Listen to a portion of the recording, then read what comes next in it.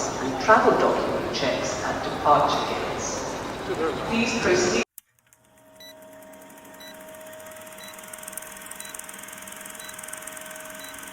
Okay, today is May 15, 2022. My name is Father John. I'm in Hong Kong with a lady from Thailand who came out of detention a few days ago, acquitted by the High Court 7-0 after spending 3 years in Hong Kong. I'll just ask her, first of all, what was it like being in prison in Hong Kong?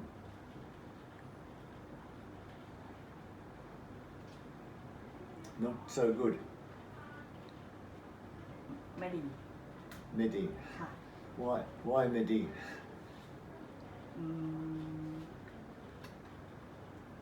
ตอบยากค่ะ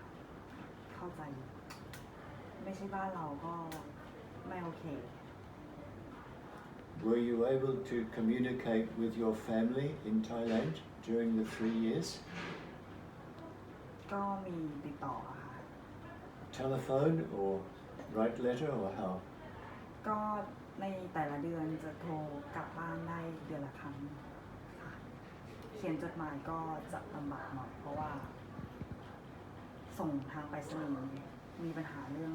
โควิดบ้างอะไรบ้าง Did your family know you were in prison or did they think you were just working? What did they know? ค่ะทางครอบครัวรู้ทาง They บ้าน knew. รู้ค่ะ They knew. Okay, well let's go back to how you got here. You were arrested at Hong Kong Airport on June 23 of 2019, and you had 4.3 kilograms of ice. You didn't know you were carrying drugs. ค่ะไม่เคยรู้มาก่อนเลยว่าข้างในมียาเสพติด What did you think you were carrying? ก็ในตอนนั้นไม่ได้คิดอะไรเลยคิดว่าเพื่อนให้ช่วยทำงานรับงานพาร์ทไทม์แค่นั้น Was this your first time to come to Hong Kong? ค่ะเพิ่งมาฮ่องกงเป็นครั้งแรก And where did you bring the drugs from? Did they come from Thailand or where did they come from? อ๋ออันนี้ไปที่ทางประเทศกัมพูชาค่ะ Okay, and this is here, you went to Cambodia.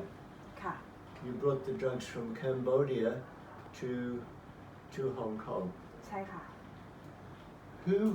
Who asked you to go to Cambodia? Was it a man or a woman? เป็นผู้หญิงค่ะ A woman. ค่ะ And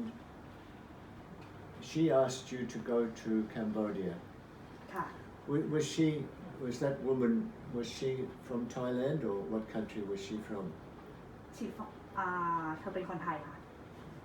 Right. And when you got to Cambodia, who did you see there? Who did you meet? A man or a woman or? เป็นผู้หญิงค่ะ How long were you in Cambodia? 4 วัน And what did you do there? Did you stay at a hotel? ก็พักอยู่แต่ในโรงแรมอะค่ะ And then they asked you to bring parcel to Hong Kong. ค่ะ Big parcel. Was it in 1 bag or 2 bags or? เป็นกล่องเครื่องทำความสะอาดที่ใช้ความดันสูงอะค่ะ Did you see what was in the bag? ไม่ได้ดูค่ะ But you didn't know what it was. ไม่ได้ดูค่ะ And was this your first time to Hong Kong? ใช่ค่ะ What did they arrange for somebody in Hong Kong to meet you? ค่ะเขาบอกว่าถ้ามาถึงฮ่องกงแล้วให้ส่งเบอร์โทรศัพท์ในฮ่องกงไปให้เขาแล้วเขาจะให้คนติดต่อมารับกล่องใบนี้ค่ะ So they arranged for an African man to meet you in Hong Kong. น่าจะใช่ค่ะเพราะเพื่อนบอกไว้แบบนั้น How did you know it was an African man who would meet you? Who told you? เพื่อนคนที่ส่งมาบอกว่าจะเป็นคนผิวดำมารับ Did they pay you to do this or was it just a holiday or what was it? ตอนที่ตกลงที่จะช่วยเพื่อนบอกว่าเป็นงานพาร์ทไทม์แล้วจะให้เงินเป็นจำนวน 8,000 ริงกิตหลังจากทำงานเสร็จแล้ว Did you think at any stage it might be dangerous, that it might be drugs? Did you think that at any time? ก็ไม่ได้คิดเลยค่ะไม่เคยคิดว่าจะมีอะไรเกิดขึ้นแบบนี้ But you trusted your friend. ใช่ค่ะเชื่อใจและไว้ใจเพื่อน Okay. And it was in your check-in bag, not carry bag, but in your big bag. ใช่ค่ะ Right. And what happened and you were able to get through immigration in Cambodia? ค่ะ No problem. No X-ray, no problem? ค่ะไม่มีปัญหาอะไรค่ะ No problem. ค่ะ But when you got to Hong Kong, big problem. What happened in Hong Kong? ก็ตอนที่บินมาถึงฮ่องกงแล้วผ่านทางอิมิเกชันมา แล้วได้เข้าอยู่ตรวจที่ช่องตรวจศุลกากรก็เขาเอากล่องใบนี้ไปที่เครื่องสแกน ตอนแรกก็ไม่เห็นอะไรในตัวเครื่อง แต่ด้วยความที่ว่าทางศุลกากรสงสัยว่าน่าจะมีอะไรบางสิ่งบางอย่างข้างในเขาก็เลยเรียกอยู่เพื่อที่จะทำการเปิดในตัวเครื่องว่ามีสิ่งบางสิ่งบางอย่างที่น่าสงสัยหรือเปล่า And when you were told it was drugs, how did you feel? Were you crying or sad? คือณตอนนั้นไม่ได้ร้องไห้ไม่ได้ตกใจ คือจะบอกว่าช็อกไปแล้วก็ได้ค่ะคือสติก็ถามตัวเองว่าเกิดอะไรขึ้น Were you crying? ไม่ได้ร้องค่ะ And they talked to you for a long time and got you to sign a long statement, a long interview, is that right? ค่ะ And we know from the High Court that when you spoke 2 or 3 hours, you spoke very clearly and not once did you mention drugs. That's how the jury believed you, because it pointed to the fact that you didn't know there were drugs. That was a very good interview. Did you have a translator there with you when you did it? ค่ะมีล่ามช่วยแปลภาษาให้ค่ะ And then after the long interview, where did they take you? Where did you go? ส่งเข้าเรือนจำที่ไต่หลังนะคะ Dai Lam, that's the women's prison. ค่ะ And how long did you stay there? อยู่ที่ในเรือนจำรอขึ้นสืบพยานก็ระยะเวลา2 ปี11 เดือนเกือบ3 ปีอะค่ะ And how long was it before you went to court to see a judge or see lawyers? How long was it? A few months or a long time? Or นานแล้วค่ะประมาณเกือบ2 ปีก็คือติดต่อสื่อสารกับท่านทนายอยู่ตลอดปรึกษาท่านทนายว่าจะต้องทำยังไง And because of COVID and other reasons, you were there for 3 years before you went to the High Court. ใช่ค่ะคือต้องรมีบางครั้งที่มีกำหนดที่จะต้องขึ้นศาลแต่ว่าทางปัญหาในฮ่องกงโควิดระบาดค่อนข้างหนักคืออันตรายไม่ปลอดภัยกับทุกคนก็มีการเลื่อนศาลออกไปจนครั้งสุดท้ายจากเดือนมีนาคมก็เลื่อนเป็นเดือนพฤษภา And you were very lucky, you got a very good English barrister, that right? ค่ะคือก่อนหน้านั้นได้เจอเพื่อนเป็นคนฟิลิปปินส์แล้วเพื่อนก็มีปัญหาในรูปแบบคดีเดียวกันแล้วเพื่อนถามว่าเธอต้องการที่จะมีทนายที่ดีกับคุณไหมอะไรประมาณนี้ก็เพื่อนแนะนำมาค่ะคือทนายอยากจะบอกว่าเป็นทนายที่เก่งแล้วก็เชื่อว่าเราไม่ผิด But he had trouble visiting you because of COVID, is that right? ใช่ค่ะคือค่อนข้างคือช่วงก่อนที่จะขึ้นพิจารณาคดีค่อนข้างมีปัญหาเพราะว่าโควิดในฮ่องกงระบาดหนักมากแล้วท่านทนายก็ไม่สามารถเข้าเยี่ยมได้เลยแล้วอีกอย่างหนึ่งปัญหาตรงที่ว่า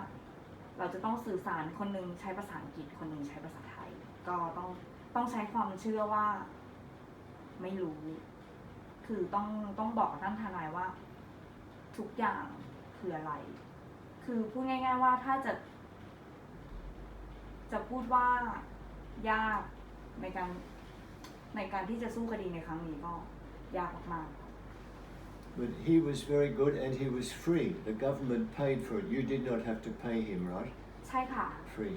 ใช่ค่ะ คือในส่วนของทนายนี้เป็นส่วนของ Legal Aid คืออยากจะบอกว่าทางรัฐบาลฮ่องกงมีให้สิทธิในตรงนี้โชคดีตรงที่ว่าเป็นฮ่องกงแล้วเขายังมีทนายที่เรียกว่าเป็นทนายจ้างแต่เราไม่สามารถจ่ายเองได้รัฐบาลก็ช่วยจ่าย Over the last 10 years, 5 or 10 years, there have been many women from Thailand in the same situation. You're the latest. Did you meet any other women from Thailand in prison? ค่ะมีอยู่หลายคนที่อยู่ในช่วงรอตัดสินเหมือนกันแล้วก็ได้รู้จักพวกพี่ๆที่ตัดสินแล้วเหมือนกันค่ะค่อนข้าง So you were in Thailand for a while, the women's prison there. Then you went to the other women's prison, Law Wu, that right? ค่ะ And that's maybe where you met some of the other Thailand women. ค่ะ Yeah, very sad to see so many women from Thailand. ค่ะ Some of them there for 8 or 10 years. ใช่ค่ะ คือมีหลายคนที่โดนจับคดีนี้แล้วไม่มีโอกาสที่จะสู้คดีเพราะยังต้องยอมจำนนในหลักฐานแล้วบางทีมีบางสิ่งบางอย่างที่สามารถพิสูจน์ได้ว่าเขารู้เห็นว่าเป็นยาเสพติดก็โอกาสที่จะสู้ก็ไม่มีจะต้องติดคุกค่อนข้างนานบางคนคิดว่าจะได้รับเงินแต่จริงๆแล้วไม่ใช่เลยที่ไม่ได้ก็คืออิสรภาพ10 ปีบ้างบางคนถ้าเกิดสู้คดีแพ้ก็เกือบ20 ปี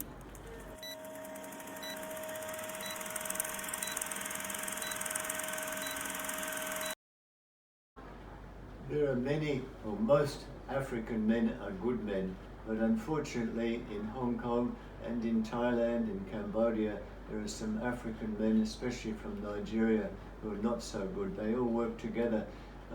Did any of the other Thailand women in Law Wu, did they say they had African men involved in their cases? ค่ะมีค่ะ เพราะว่าเพื่อนส่วนใหญ่แล้วก็บอกว่ารู้จักกับคนผิวดำนะรู้จักกับคนที่เป็นคนแอฟริกานะอะไรประมาณนี้ค่ะส่วนใหญ่แล้วคนที่มีส่วนเกี่ยวข้องกับคดียาเสพติดก็จะมาในทางที่เป็นของทางแอฟริกา I know in the past sometimes the African men in Thailand or Cambodia would themselves recruit women, but lately they seem to use other women to recruit women. That's what happened to you. The African man doesn't ask you directly, he gets someone else to ask you. ค่ะ Do you know other women in prison in Hong Kong who were recruited by African men? ค่ะ Okay, well, what was it like in prison? Did anybody visit you? Did you have any visitors? ก็ในช่วงแรกๆไม่มีเลยค่ะเพราะว่าจริงๆแล้วก็เป็นครั้งแรกที่มาในฮ่องกงแล้วก็ไม่ได้มีเพื่อนหรือว่าครอบครัวที่อยู่ในฮ่องกงเลยก็มีคือคนแรกที่รู้จักก็เป็นฟาเธอร์จอนให้ความช่วยเหลือในหลายๆเรื่องและเรื่องสำคัญก็จะเป็นเกี่ยวกับเรื่องคดีและพอหลังจากนั้นก็มีเพื่อนต่างชาติที่แนะนำให้รู้จักกับกลุ่มคณะของที่อยู่ในส่วนของพระเจ้าค่ะคือเข้าเยี่ยมอยู่ตลอด2 เดือนครั้ง1 เดือนครั้งก็แล้วแต่ทางพวกพี่ๆเขาจะมีเวลา I know in Thailand conditions in the prisons are not as good as Hong Kong, especially now with COVID. But what was it like in Hong Kong prison? Was the food okay? ก็โอเคอะค่ะ Did you put on weight or did you lose weight? ก็อ้วนขึ้นค่ะใช่ค่ะ You like the food's okay? ไม่ได้ชอบหรอกค่ะแต่ว่าไม่มีทางเลือกเพราะว่าจะต้องมีเวลาที่จะต้องท านคือเป็นไม่ใช่ว่าคุณอยู่ข้างนอกคุณจะทานเมื่อไหร่ก็ได้แต่อยู่ในเรือนจำ4 โมงก็ต้อง10 โมงฉะนั้นจะต้องกินค่ะ And the food in Hong Kong prisons is free. You don't have to pay, unlike some other countries. ค่ะก็คือทุกอย่างฟรี And did you need to see a doctor or go to hospital while you're in prison in Hong Kong? ค่ะถ้าเกิดว่ามีอาการป่วยหรือว่าไม่สบายก็คือไปหาหมอแล้วถ้าเกิดว่าเป็นเคสที่ค่อนข้างจะต้องตรวจก็คือทางหมอทางเรือนจำจะส่งออกมาที่โรงพยาบาลนอกค่ะ And again, that was free, no need to pay. ค่ะทุกอย่างเป็นรัฐบาลจ่ายหมด Free food, free medicine. Did you do any study? I know now you can speak quite a bit of English. Did you learn English while you were there? ค่ะก็คือเวลาที่อยู่ในเรือนจำค่อนข้างเยอะแล้วที่สำคัญเราเป็นคนไทยอีกอย่างหนึ่งจะไม่ค่อยมีคนไทยเท่าไหร่นักที่ติดอยู่ในเรือนจำฮ่องกงก็จะต้องเรียนนะคะมีเรียนภาษาอังกฤษด้วยแล้วก็มีเรียนภาษาฮ่องกงด้วยถ้าเป็นไปได้ In some countries, prison conditions are not very good, and some places people even have guns and telephones. But in Hong Kong, it's very strict. No phone, no guns, right? ค่ะฮ่องกงเป็นอะไรที่ค่อนข้างซีเรียสคือกฎระเบียบค่อนข้างหนัก No drugs. ค่ะไม่มีค่ะก็คือเป็นอะไรที่แบบว่าเรือนจำคือเรือนจำ And the staff, the madams, they're strict, but they're usually very kind to everybody. They're helpful. Did you find that? They're okay to you? ค่ะคือทางผู้คุมทุกคนที่เรือนจำเป็นอะไรที่ดีกับผู้ต้องขังทั้งหมด Nobody hit you or made fun of you? ไม่มีค่ะเพราะว่าคิดอย่างในตามความคิดของหนูทางฮ่องกงทางรัฐบาลฮ่องกงค่อนข้างซีเรียสเรื่องทำร้ายร่างกายคือทุกคนมีสิทธิเท่าเทียมกันหมดไม่ว่าจะเป็นผู้คุมหรือนักโทษหรือผู้ต้องหาคือทางรัฐบาลค่อนข้างให้ความสำคัญกับเรื่องตรงนี้ Just say again, did the local prisoners, the other prisoners from Hong Kong and other countries, did they treat you okay? Were they okay or sometimes little problem? no ค่ะ No problem. Very good. ค่ะ Okay. And how did you keep going? 3 years, did you start to go crazy or lose hope? Or how did you keep going? What kept you going? ถ้าจะให้พูดตรงๆก็ crazy ก็คือบ้าเหมือนกันค่ะ3 ปีคือจะบอกว่าเราอยู่ข้างในนั้นคือเราบอกกับตัวเองว่าถามกับตัวเองว่าทำไมฉันจะต้องติดคุกอยู่ดีแล้วอีกอย่างหนึ่งคือติดคุกที่ต่างประเทศถึงแม้อาจจะเป็นทุกสิ่งทุกอย่างในรอบด้านจะดีเป็นดีทั้งหมดแต่สิ่งที่ไม่มีคืออิสระก็บ้าแต่ต้องอดทนต้องมีสติเพราะว่าคุณจะต้องรู้ว่าคุณกำลังทำอะไรอยู่และคุณจะต้องเผชิญกับอะไรบ้างนะคะ And most of the time in the prison, were you in a workshop, were making things or doing things? ใช่ค่ะก็คือในส่วนของรีมานในส่วนของที่ยังอยู่ในระหว่างที่จะต้องขึ้นศาลยังไม่ได้ตัดสินคือคุณมีสิทธิ์เลือกที่จะทำงานหรือไม่ทำงานแต่ถ้าเป็นสำหรับหนูเลือกที่จะทำงานนับตั้งแต่วันแรกที่หนูเข้ามาอยู่ในเรือนจำเพราะว่าการที่เราทำงานคือ1เรามีเงินเดือนสามารถซื้อของกินและของใช้ได้คือในส่วนของหนูทำในการ์เมนต์คือเป็นโรงงานเย็บผ้าคือทำได้ทุกอย่างเพื่อฆ่าเวลาในแต่ละวันนะคะ And for working in the prison, you were paid a little salary, some money? ใช่ค่ะคือเขาจ่ายเงินเดือนให้แต่ก็แล้วแต่ระดับของเงินเดือนแต่ละคนจะได้ไม่เท่ากันอยู่ที่ความสามารถอยู่ที่ความประณีตอยู่ที่ระดับความชำนาญด้วยว่าเราอยู่ในระดับไหน What did you do with that money? Did you keep it or did you buy something or ซื้อทุกอย่างที่มีค่ะบอกได้เลยว่าเราเป็นคนไทยเนาะแล้วไม่มีญาติมาเยี่ยมอยู่ตลอดก็คือต้องซื้อของใช้บ้างซื้อของกินบ้างบางทีอยากกินในส่วนที่ไม่มีจริงๆก็คือจะต้องซื้อของมารวมๆกันแล้วก็ทำอะไรที่แปลกไปก็คือ แต่ก็มีส่วนหนึ่งที่เก็บบ้างค่ะ How many children do you have? อ๋อมีลูก3 คนค่ะ And sometimes at night time in the prison, did you cry thinking of your children and your other family? ก็มีบ้างอะค่ะที่ในเวลาที่รู้สึกท้อมากๆก็มีแต่ก็คือเป็นช่วงขณะหนึ่งที่คิดถึงทางบ้านนะคะ And then you made a very big decision. You decided to plead not guilty ค่ะ because you were not guilty. But there's a problem in Hong Kong. It's very difficult for someone to prove they're not guilty if they're carrying drugs. And the people who arrange this, they're very clever. They remove messages on WhatsApp or emails or whatever. And poor people who are arrested for carrying drugs have got no way of proving they're innocent. ค่ะคือจะบอกได้ว่าในส่วนของคดียาเสพติดในครั้งแรกในความคิดของหนูเลือกที่จะไม่ยอมรับมาตั้งแต่ต้นถามว่าเหตุผลอะไรคุณถึงไม่ยอมรับโอเคทุกคนมีสาเหตุแรกคือไม่มีใครที่อยากจะติดคุกแต่ถามว่าทำไมถึงเลือกที่จะไม่ยอมรับและเลือกที่จะยอมเสี่ยงกับผลตัดสินว่าถ้าเกิดว่าสู้คดีแล้วแพ้จะต้องติดคุกเกือบ30 ปีทุกสิ่งทุกอย่างมีอะไรที่ชัดเจนอยากจะบอกว่าทางอัยการเขาก็มีสืบสอบสวนในเมื่อคุณไม่รู้จริงๆบางคนมีบ้างในส่วนในลบของ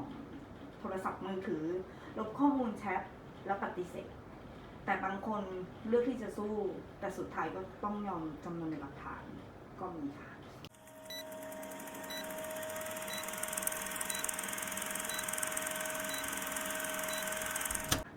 And sometimes, because it's difficult to prove you're innocent, some people, even though they're innocent, they plead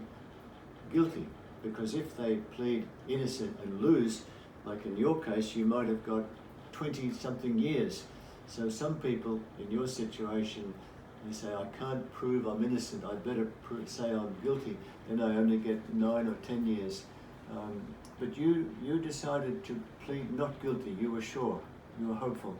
ค่ะก็คือในส่วนที่เลือกที่จะไม่ยอมรับถามว่าก่อนหน้าที่จะเลือกที่จะสู้คดีนี้รู้ไหมว่าโทษจะตัดสินยังไงทราบค่ะทราบดีแล้วก็มีถ้าเกิดว่าเลือกที่จะยอมรับสารภาพก็คือมีส่วนที่จะลดโทษเกือบ 60% มีทั้งชั้นศาลและเรือนจำแต่สำหรับตัวหนูเองคือท่านทนายบอกว่าถ้าตัดสินออกมาโทษทั้งหมดจะ28 ปีและลดจาก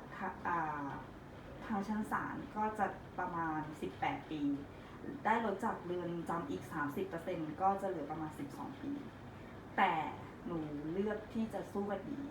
หนูไม่ทราบหรอกว่าผลจะแพ้หรือชนะแต่หนูให้คำตอบตัวเองไม่ได้ว่าทำไมฉันจะต้องยอมรับทั้งที่ฉันไม่รู้แล้วทำไมฉันจะต้องตัดสินติดคุก12 ปีทั้งที่ฉันไม่รู้หนูก็เลยเลือกที่ว่าสู้คดีค่ะถ้าเกิดปันนึงแพ้ก็ยังสามารถให้คำตอบตัวเองได้ว่า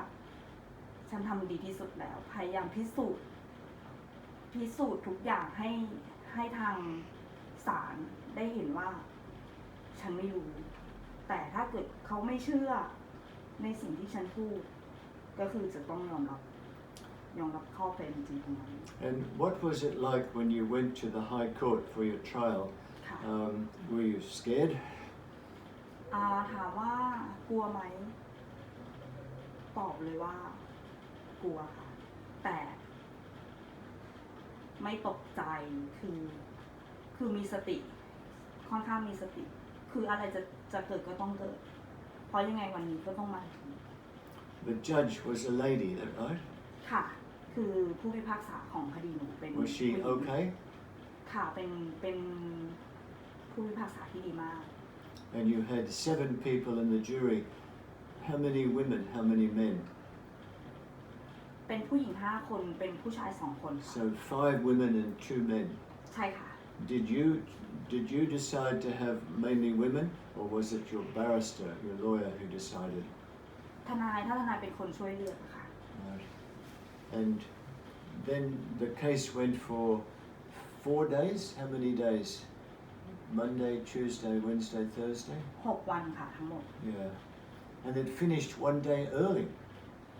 It should have gone 1 more day. ไม่ค่ะคือใน 2 วันแรกก็คือจะเต็มวัน แล้ววันที่ 3 ก็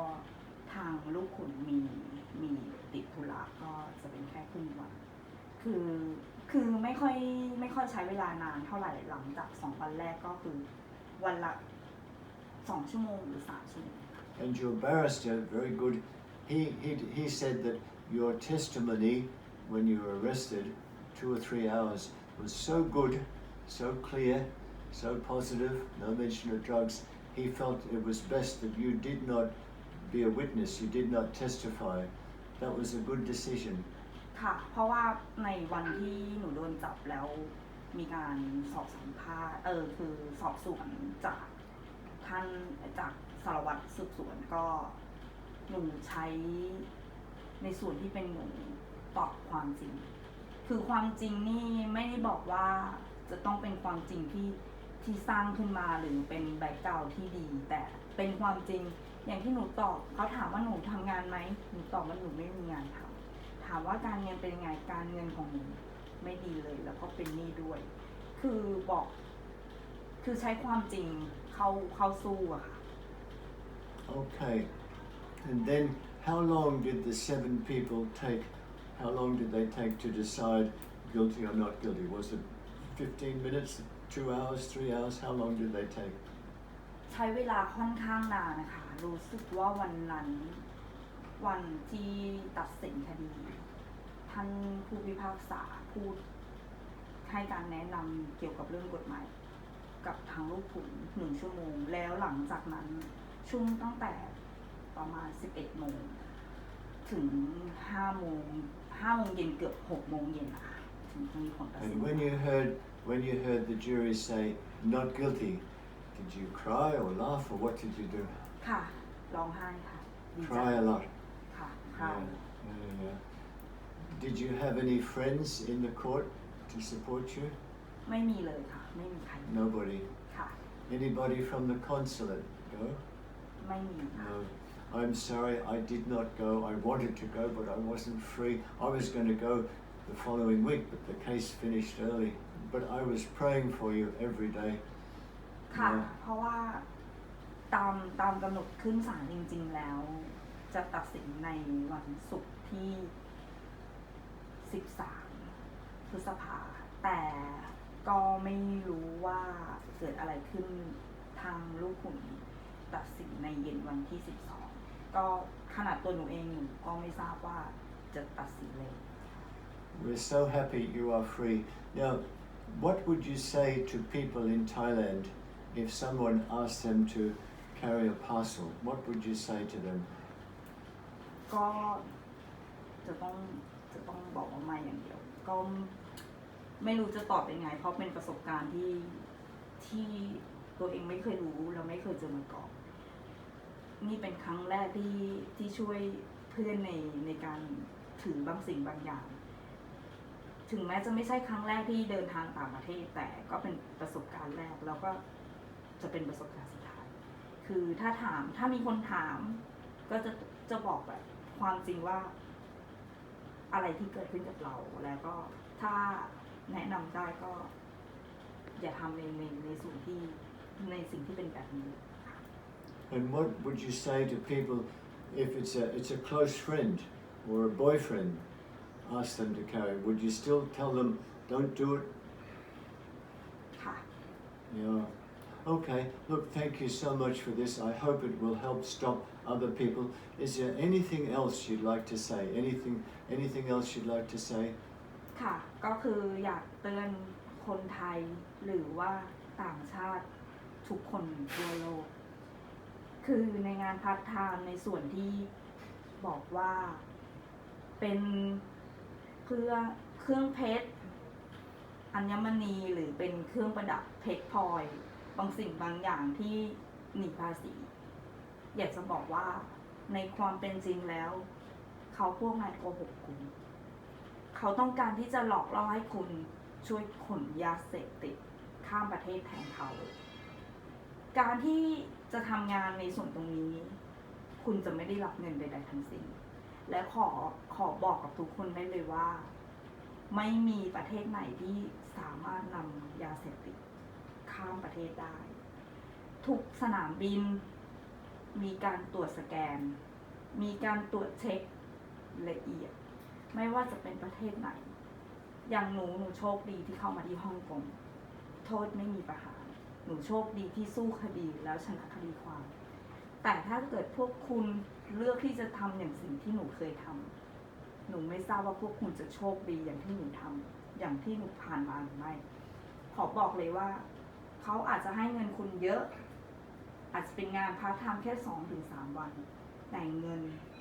ไม่สามารถซื้ออิสรภาพได้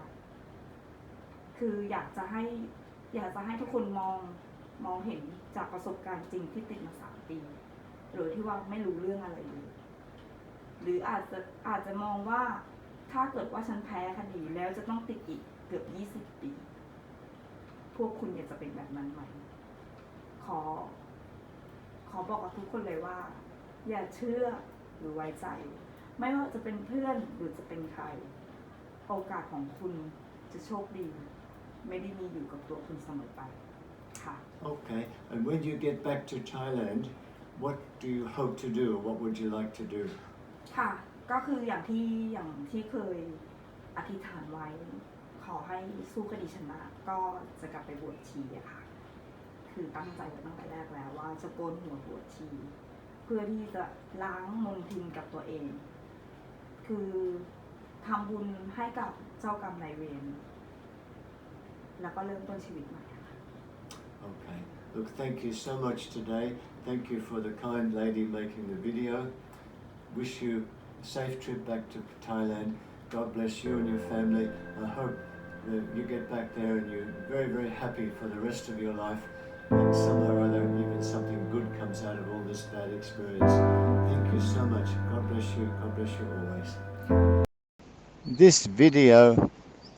we hope, will help inform other people about the danger of being tricked to carry parcels of drugs. And we are grateful that this lady has shared her story, and we hope that her story can help stop other women from being tricked to carry drugs, can help stop other women from going to prison.